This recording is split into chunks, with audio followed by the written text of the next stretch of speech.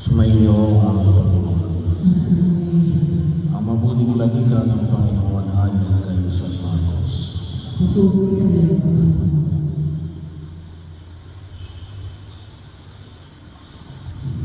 Noong panahon sinabi ni Jesus sa kanyang mga alagad, narinig na ninyo na nung unay iniutos sa mga tao, huwag kayong hisira sa iyong sinumpaang pangako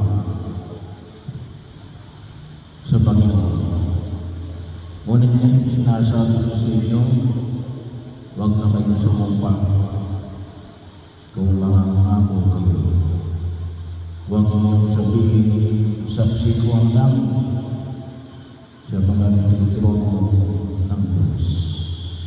O kaya saksi ko ang lupa sapagkat ito'y tungtungan ng kanyang mga pahal. Huwag din ninyong sabihin, saksi ko ang Jerusalem sapagkat ito'y lungsod ng dakilang hari.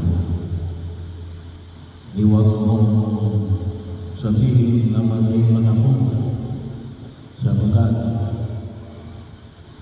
ni isang buhok sa iyong ulo'y hindi mo mapapabuti o mapapahitin. Sabihin mo na lang na oo, hindi ko hindi.